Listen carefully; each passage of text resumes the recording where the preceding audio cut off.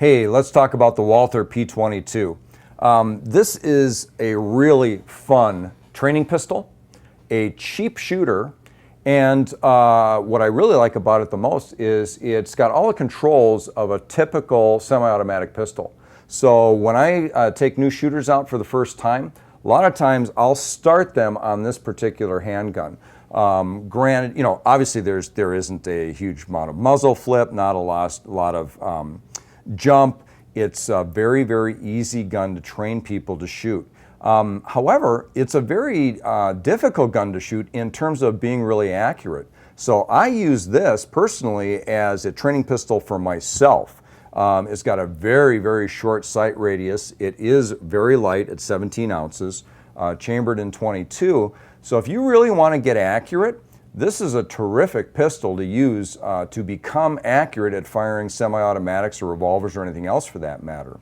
But unlike, you know, the Browning Buckmark or the Ruger MK3, you know, this again is a semi-automatic pistol style. So if you're going after true target shooting, one of those two other options is probably going to be better for you. But if you want a good all-around shooter and the ability to plink for very little money, 22 caliber obviously is very, very cheap, and really hone your skills, this is a great platform to do it from.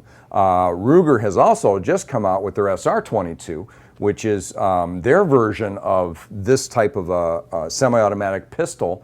And I've got one of those coming, so we'll be reviewing that one of these days come soon and give you a compare and contrast.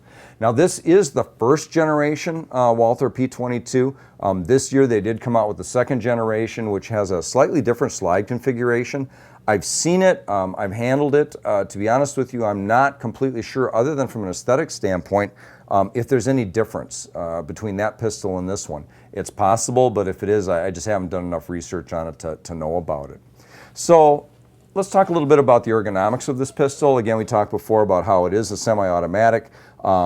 It's got a really nice, you've got finger grooves here in the front. It is 17 ounces, so it's fairly light, but it feels more substantial than that. I'm not really sure why. I've got medium-sized hands. I can get all three fingers on it. It's got a nice bump out here in the back for the palm swell. And so you can really get a nice grip on this, even with a medium-sized hand. You know, large hands, maybe not quite so much. You know, my bottom finger's right there, but easily small hands, medium hands, you know, it's going to work out really, really well. It does have a thumb safety. S is for safe, and F is for fire. We have safety checked this, I believe. If not, we're going to do it again just to make sure. But we always safety check our weapons before we do any filming. But again, safety, it is a a hammer fire pistol, so it goes from double action to single action. It does, along with the thumb safety, also has a magazine release safety. So if there's no magazine in it, even if there's a chamber in the round, it will not fire regardless. Otherwise, like I say, it's your typical, you know, double action. I don't want to pull the trigger because this is a rim fire. Not a good idea to be whacking away on rim fires as opposed to center fire pistols. But you can do either a double action pull or a single action pull with this particular pistol. Some of the other things I like about it, it will lock back on the final round. So not all pistols in this category or range will do that. But again, another nice thing that's, you know, typical of most semi-automatic pistols, this will lock back on the final round. So again, from a training standpoint, it's an excellent, excellent pistol from that standpoint. The thumb safety is ambidextrous, so it's on both sides.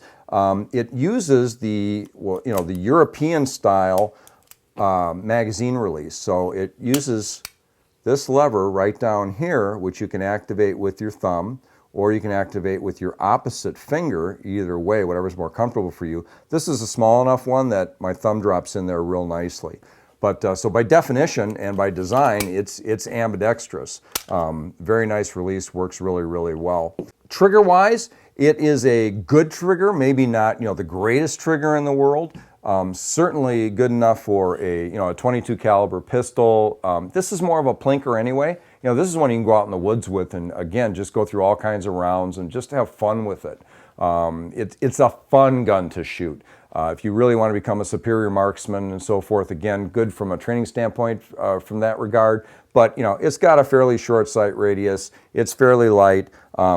For me, it's more of just got to have one really fun to shoot, and you can shoot all day without going broke. Nice trigger guard in my estimation. Again, plenty of room to get your finger inside there. It does have a Picatinny rail. I'm not going to put a light or a laser on this gun, but if you want to, you certainly can. I would never ever recommend this pistol as a carry piece, only because .22 caliber is just not a very reliable round. The pistols can be totally reliable, and this one has been a really good, from a reliability standpoint, been a good pistol overall, although I did send it back to Smith & Wesson when the slide wouldn't lock back for a while, but came to find out that was a magazine issue, not the pistol issue. But the .22 rimfire round, you are going to have bad rounds. It's cheap ammo, and that's what makes it attractive and makes it fun to shoot, but would never carry it personally as a self-defense weapon, not even really as a backup gun. It's better than nothing, I'll give you that, but 22 rounds, I would just never trust a .22 with my life. In this particular pistol, I tend to shoot, I shoot CCI tactical, which I also use in my Smith & Wesson M&P 1522 tactical AR. And again, it's very reliable. It's for .22 pistol, and even then I've had a couple of misfires with it. But it's got enough energy to make sure that you're getting good cycling all the time. It doesn't leave the chamber short, or I'm sorry, the cycle short, so you don't have a problem with feeding. It ejects nicely. That's all I've shot through this, although I'm sure you can shoot other stuff. But they do recommend a good quality of .22 ammo. It does have an external extractor. Oh, one other safety feature I forgot to mention, and again, I'm sure that's because it's a California approved gun, only 10 rounds in the magazine. It has a lock for the trigger. So if you want to store this, you can lock the trigger down and store it. And again, I'm pretty sure that's what makes it California legal. So I got to tell you, right in the middle of filming this, speaking of the Ruger SR22, look what just showed up. Brand new, hot off the press, and there it is compared to the Walther P22. I just played with it for a couple of minutes. So far, I really like it. It's very similar in many ways to the Walther P22 and different in others. But we will do a complete review on this at some time. But I'm really excited to get this pistol. They're very, very hard to come by right now. It's very, very hot, so I'm glad to have one in my arsenal. But anyway, back to the Walther P22. We're talking about the sights. They are, 3-dot sights. They are adjustable. And because you've got such a short sight radius on this, this pistol will turn you into a better shooter if you practice with it, because it takes very, very little. The shorter the sight radius, the harder it is. Any small change in your elevation or your windage, and actually I should have done that the other way, right? Here's elevation, here's windage. Is going to be dramatically affect your shot pattern because of such a short radius. So again, this is a great pistol to learn how to become a really good shooter. And then you translate what you learn in this pistol to your larger calibers and your larger guns, and it'll translate right up there with you. So let's go ahead and take it down and show you what the insides look like. Okay, so we'll drop the magazine out and make sure the pistol is clear, and it is. It is a blowback style design, so it's got a fixed barrel. The first thing you do is you drop these two little tabs down there on either side. It's actually one unit, but you use your thumbs to get that to pop down. Once you've got that down, then all you have to do is pull this back, lift it slightly, and come forward. And then your slide comes off. You've got your recoil spring and rod assembly. And then as you can see, it is a fixed barrel. I've known a couple people who have thought this is the total field strip, but it actually isn't. The barrel comes out as well, even though it's fixed.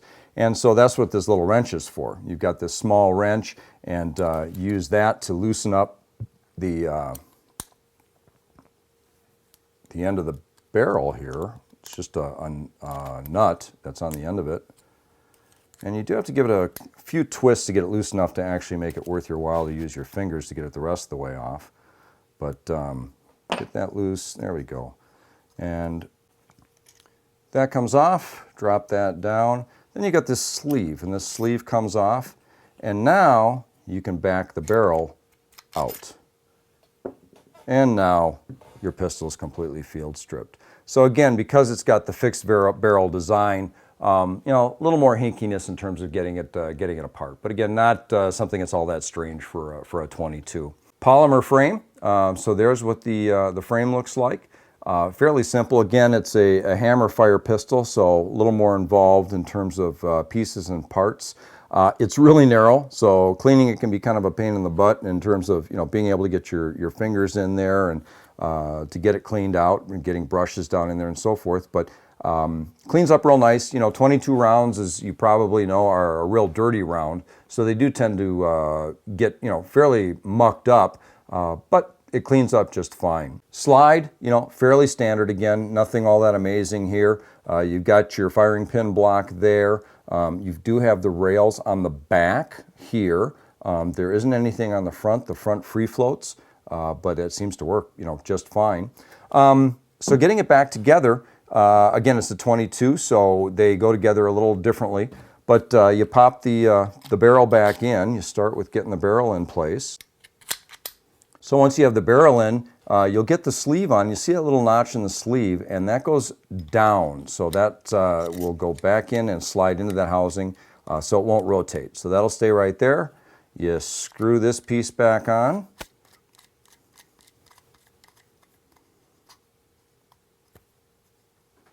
You'll tighten up with the wrench. I'm not going to do that for the sake of our demonstration here. And then this is where it gets, again, a little strange. You take your recoil spring assembly, you slop that back in where it belongs, and now you see you've got all this extra spring hanging out of there. And so what we do is you grab this. I think the technical term for this is dumafach. I have heard some people refer to it as the thingamajig. And I think the formal word for it is wooden dowel. But anyway, you'll slide that wooden dowel down the remainder of the spring, and actually I usually do this before I put this assembly back into place. But it's going to help guide your slide back into place. So again, now what's going to happen is the slides, and I'm right-handed, so apologize if I get this in there, but you're going to put that right into the hole there and bring this back in, and then this is going to come back down over the top. So that'll slide into place. Now you'll let the slide lock go and then push this back up into place, and now you're back together and ready to go. So not a difficult field strip, you know, but just a little goofy stuff. You do have to have a couple pieces with you to do it, but again, not all that strange for a 22 pistol. So now we'll take it off to the range and we'll have some fun over there and see how she shoots.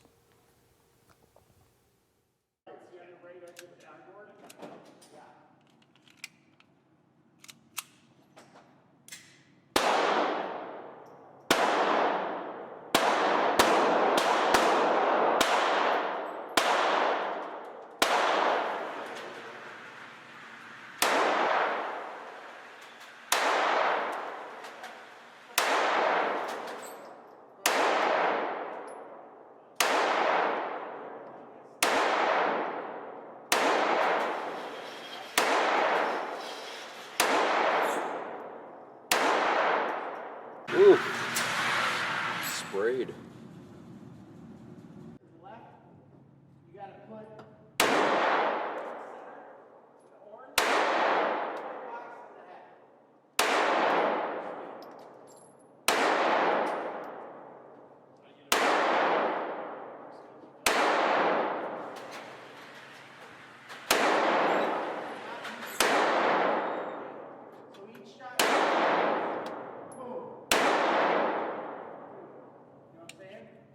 Man, that's all over the place.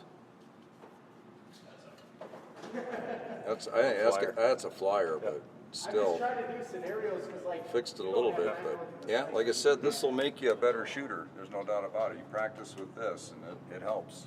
that white box. So there it is, the Walther P22. Great plinker, great training gun, a lot of fun to shoot, and will make you a better shooter. This is Crucible Arms, and I appreciate you stopping by today. Have a good one.